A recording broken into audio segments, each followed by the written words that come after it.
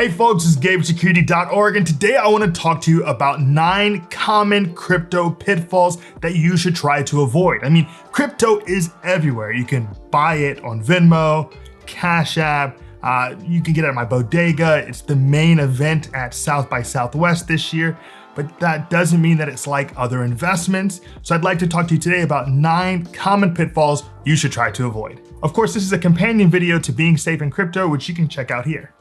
All right, so let's dive into pitfall number 1, which is not considering volatility. Now, Black Monday in the United States was October 28th, and the market dropped 12%. The next day, it dropped another 13%, and eventually it would drop to 89% its value, basically from October 27th. This type of stuff happens in the crypto market all the time. 12%, 13%, whatever. You'll see tremendous gains and losses in crypto value in 1 week. So the volatility is on another level. So in short, you may want to have access to various stable coins, maybe things connected to the USD, or just different types of assets, not just crypto. All right, pitfall number 2 is not understanding that crypto transactions are irreversible. Now, a few months ago, I had to go to a wedding in Cleveland, went to the wedding, someone tried to rip me off in a store, and I just called Amex and got my $300 back. It wasn't that big of a deal. I really just had to tell them what happened, and that was it.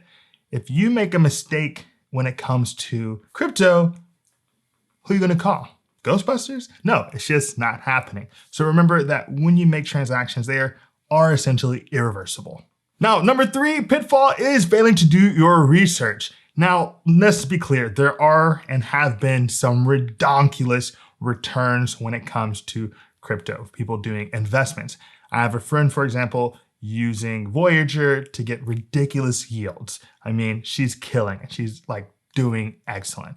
But that's not going to be everyone all the time. And I know that you have FOMO just like most of us at one point or another. And this is where tokenomics comes into play. In the crypto community, the term tokenomics is used to describe the supply and demand characteristics of a token. A coin with good tokenomics will be useful for something, and this usefulness will drive demand. It will also have a low inflation rate. By contrast, a coin with bad tokenomics will have little to no utility and high inflation. Unfortunately, many projects are just reliant on aping in. And what does that mean? Well, it means you pump it, you make everyone think that this is the thing that's going to be big. And then when it pumps up, you basically get out and everyone else is left holding the bag for a token that has very little utility, if any at all, and has inflated very rapidly typically. And this is the space in which, my background has been helpful for me because I'm used to reading really boring, long documents because I was a litigation attorney. In this sense, you want to make sure you're not just reading documents that read like advertisements that don't really make very much sense. You want to be looking for documents that actually convey some sense of substance and a goal and a community and things of that nature. Of course, it's easy to forget to do all this when there's like 7 seemingly really intelligent, knowledgeable people on YouTube telling you to buy into the next crypto game and you'll be a billionaire. I get it, it's hard. We all see the same stuff. The number 4 pitfall is day trading or overtrading. And this is when you think that you can beat the market as an individual and you're not a whale or someone of that nature. You're just someone who thinks, hey, I'm in here, I can be smarter than everyone else and trade every single day and my margins are gonna be ridiculous and I'm gonna make a bunch of money. Well, unfortunately, most people who day trade, overtrade, aren't gonna be that person. I mean, some are, don't get me wrong, just like there are amazing poker players out there that I love to watch the Texas Hold'em poker championship. I don't like to see my friends participating in the version of that on this level because it's like, their kids' college funds and things of that nature. Now, if you would like to do the day trading, the fund trading, whatever, maybe you just have a small percentage of your overall portfolio that you allow for that. Maybe, your birthday money you get from your grandmother goes into some day trading. But generally speaking, I don't think that is where most of us want to hold the bulk of our assets. Pitfall number 5, giving away your seed words or private keys. Now, just like everywhere else in the world, everyone is trying to get your passwords, your X, Y, and Z for getting into your account because It's really easy to clear you out. And remember, these things are irreversible. I think that was pitfall number 2. So you want to ensure that you're not in any way giving away those seed words, that private key to individuals on the internet. And there's so many different ways in which that can happen. I think it's best for you to just go check out our article on this specific thing. And of course, we're coming out with more regarding phishing and things of that nature. But this has become a massive problem in the crypto community and something I really, really, really hope you'll be on the lookout for. Pitfall number 6 is not enabling two-factor authentication. I've talked about two-factor authentication. You guys are probably annoyed by it by now, but it is something that is really useful for so many different arenas when it comes to your digital security. In short, this is trying to help protect you against someone getting access to something like your email and then being able to lock you out of that by just using the reset your password functionality. Now, a main thing we're talking about here is someone getting a hold of your email, which of course has access to everything. And if you don't have two-factor authentication, they will be able to reset that password and then they know it and you're locked out of everything and you basically cannot get that back. Now, to be clear, I understand that people do SIM hijacking and therefore they can also be your phone. And that is when I'd say you want to add maybe another layer there where it's an authenticator app. You have one from Google, you have one from Microsoft. Nothing is perfect. There's no perfect solution out there, but there are levels to it. And I think you should try to use each one of them. In fact, I'd say that's the first thing you should do when you set up any wallet is go ahead and make sure before you even do that first deposit that you have to use two-factor authentication, and then you don't have to think about it anymore. So pitfall number 7 is approving a malicious digital app to spend your tokens. Now this one's a little bit more advanced, it's like more geared towards the DeFi people. I just want to briefly break down what this would mean. All right, let's just say you want to deposit something and we're going to call it just token into a contract that's going to yield you a return. So you just have to put in 100 of token and then you're going to get paid back. And the problem is you may do a similar thing with a different type of token where there's a contract and you don't really pay attention, decide to allow for infinite approval, for example, of taking your coin and getting your token, and then you realize that, oh no, it's actually just taking it an infinite number of times and now I've been completely cleaned out.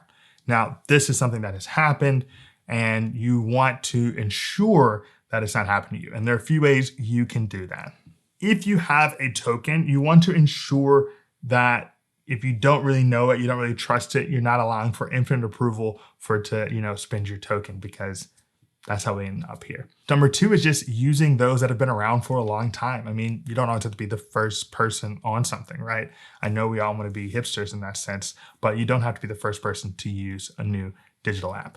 And number 3, and this maybe doesn't work for everyone, is that I have a person who's a good friend of mine who can, read, write Solidity, and he kind of is able to walk me through anything I want to work in. So if you have someone in your crew or in your vicinity who you trust, who can read Solidity, that's actually going to be the best option probably.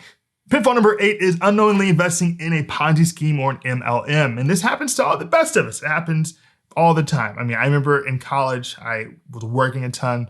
People were always pitching me MLMs or Ponzi schemes, one thing or another.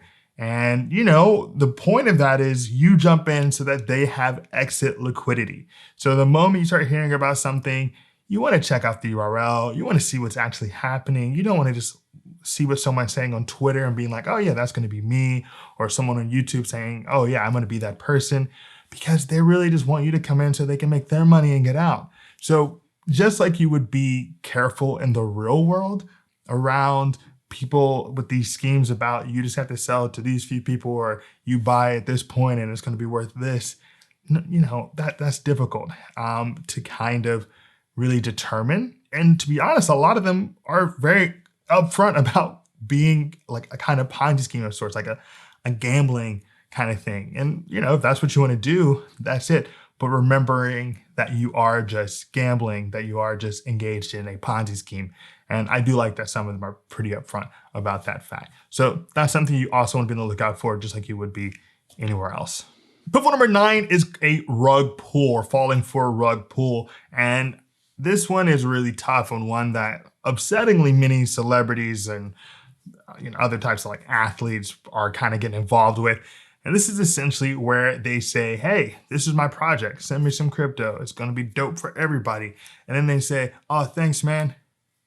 And they run off with all of your hard-earned crypto. Maybe it wasn't that hard-earned for you, who knows? But that is a big issue. Now, you've heard of running off on the plug. This is kind of the plug running off on you. Like a big one was something called Parrot DAO. This was released in November 2021. All this crypto went into it. And then one day, the Discord was deleted. All the funds went into some developers' pockets. Millions were scammed and millions were scammed, if you know what I'm saying. Now, there are 3 ways to avoid this particular pitfall. 1, only invest where founders have actually said what their identity is. And honestly, that isn't really enough in itself.